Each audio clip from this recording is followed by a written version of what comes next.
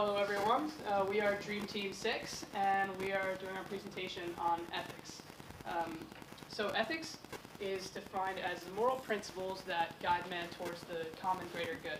More specifically, I'd like to talk to you about ethical leadership, which is goes under three areas. The first being setting a personal example, being ethical in your both personal and professional lives. The second is teaching your employees about the importance of ethics so that they can be better prepared for ethical decision making.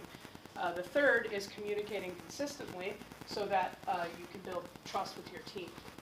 Now, what does this do for the organization? Well, aside from avoiding costly legal proceedings, being an ethical leader promotes productivity, increased comfort within the workplace, and commitment.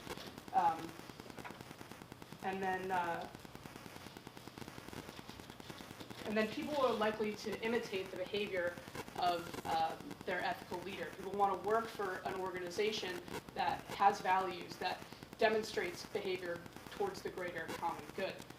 Now, being an ethical leader involves being a moral person and a moral manager. And to be a moral person, it encompasses who you are, what you do, and what you decide. And being an ethical manager involves being essentially the poster child for ethics in your organization. You need to use a reward system to hold everyone accountable, and employees will end up being more committed to the overall organization. When your organization, or when your employees believe you to be reliable and trustworthy, they end up having increased commitment towards the overall organization's goals. When they believe that you can keep your promises, they will are more likely to be committed to the overall organization's goals. An effective leader honors their commitments and expects their subordinates to do the same. They maintain consistent values, they are honest about all their dealings, and they can apologize when they are not, when they're not right. They can take responsibility. They also make decisions based on long-term company benefit, not personal gain, likely inciting others to do the same.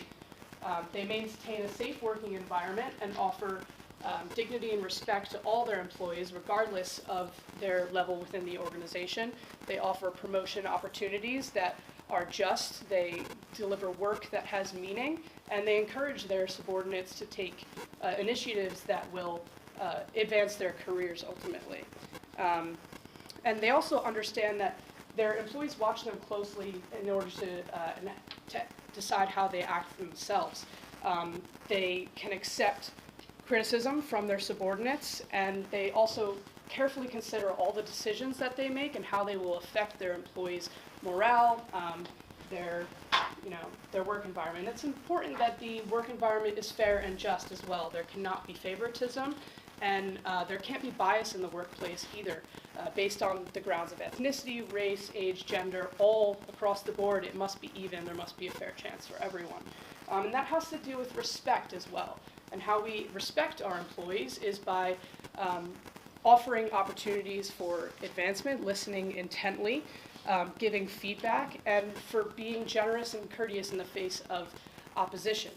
And being respectful, it's one of the most important things in the workplace. We expect it of others, and we want the same for ourselves. And they focus on team building as well. We want to foster a team spirit and community. When there are goals in place, they're not just personal goals for the leader. They encourage the goals of the organization and the goals within their own employees. They want them to achieve those as well. And then there's also, all decisions must be checked first to make sure they're in accordance with the company's values. If they are not, they simply should not be implemented, and if they are, they should be implemented in an ethical manner. Under an ethical leader, all employees should thrive. They should have the tools to take initiative to make the workplace better, to make themselves better.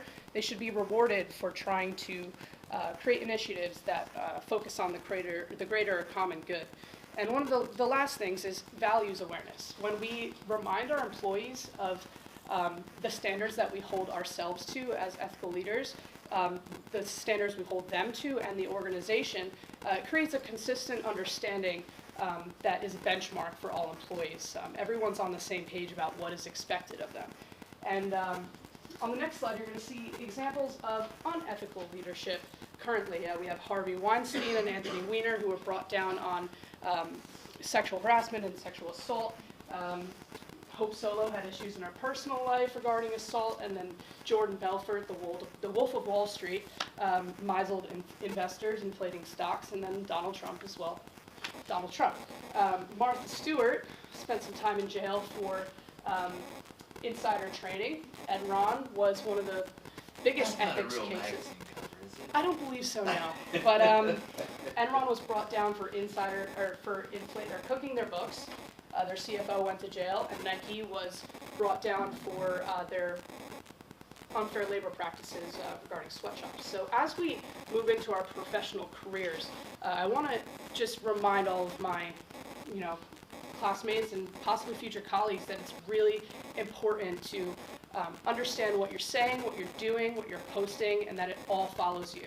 I encourage you to keep your compasses, your moral codes clean as you move into your future endeavors. With that said, I'd like to introduce Devin, who's going to talk about conflict of interest.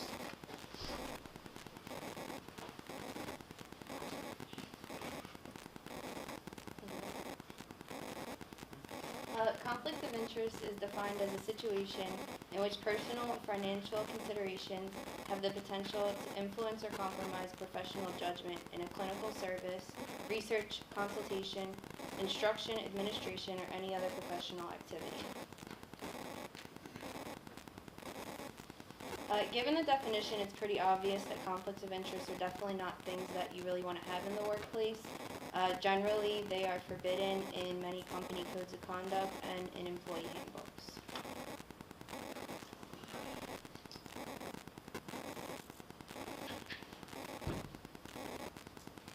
Conflicts of interest can be difficult to describe in just a definition, so I'm going to talk to you about some examples that will show you a range of different behaviors and actions that can fall within the definition of conflict of interest.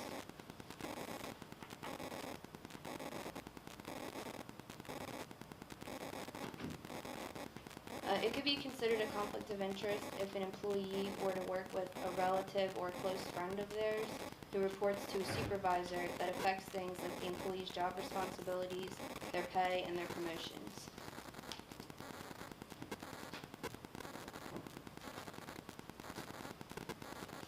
This example is probably one that I think most people probably know about. It's kind of common sense, but it is considered to be a conflict of interest for a manager to be dating an employee who reports to him or her in any way.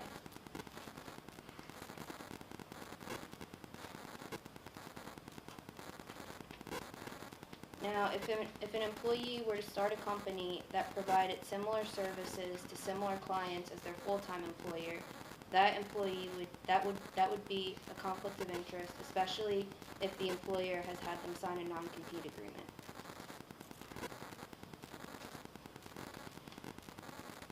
A conflict of interest arises also if an employee works part-time for a company that makes a product that competes with their full-time employer. An example of this would be working for Pepsi and then having another job at Coke.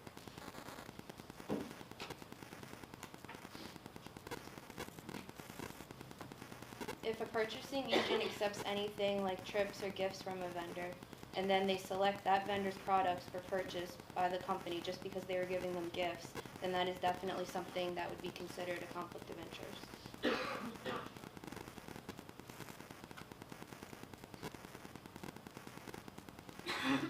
It can be considered a conflict of interest if someone fails to disclose that they're related to a job candidate that the company that they work for is considering hiring. And that example I actually didn't know about before.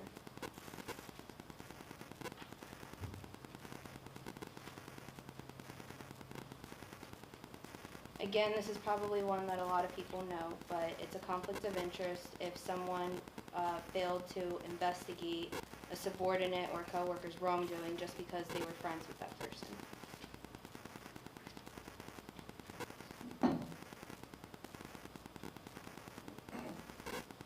would also be considered a conflict of interest if somebody worked for a company and they were to cash in on a business opportunity that their company may have pursued.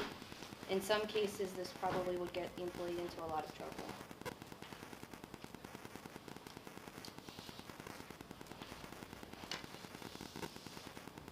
Having a conflict of interest is not necessarily always a problem. However, having one and not doing anything about it is a problem. Even if you have the slightest feeling that something might be a conflict of interest, it's likely that to some extent it probably is. So next I'm going to give a few ways that you could manage or even prevent conflict of interest. Disclosure of relevant interests and activities was once considered too intrusive or impolite, but now it's virtually universally endorsed as a key means of coping with conflicts of interest. In some instances, failure to provide full disclosure is considered a crime.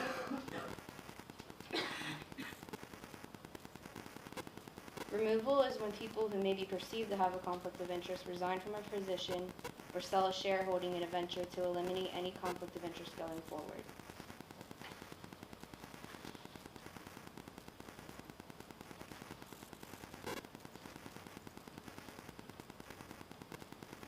Recusal is when somebody abstains from decisions where a conflict of interest exists. The imperative for recusal varies depending on the circumstance and profession, either as common sense ethics, codified ethics, or by statute.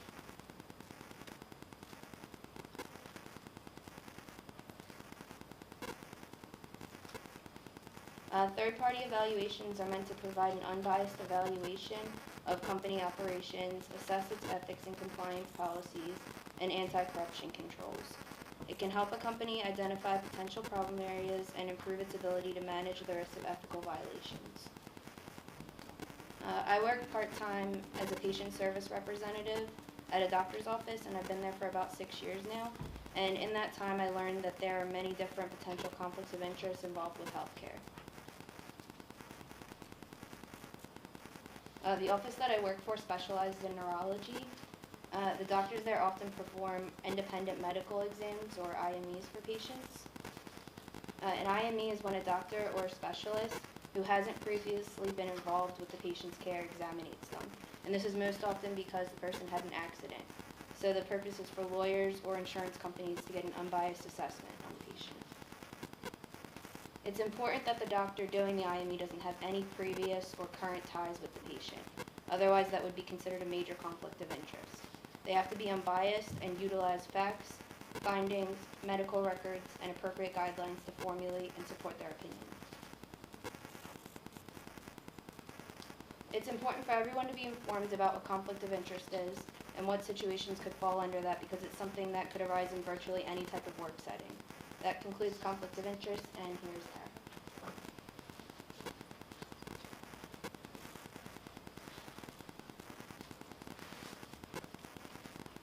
So we talked about ethical leadership as well as conflict of interest. The next code of ethics we're going to talk about is justice and fairness. As human resource professionals, we are all ethically responsible for promoting and fostering justice and fairness in the workplace for all employees and their organizations. So what is justice and fairness? Justice can be defined as giving each person what he or she deserves, and fairness can be defined as the impartial treatment or behavior without favoritism or discrimination.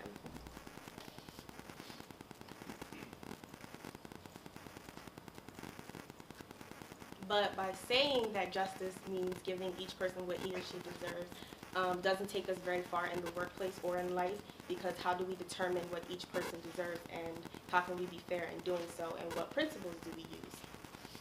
I found that the most fundamental principle that has been widely accepted since it was defined by Aristotle more than 2,000 years ago is all equals should be treated equally and all unequals unequally.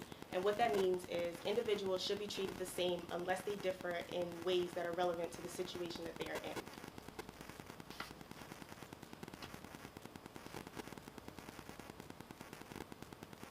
For example, if Eric and Lauren both do the same kind of work and there are no relevant differences between them or the work that they're doing, then in just they should be paid the same wages. However, if Eric is being paid more because he is a man or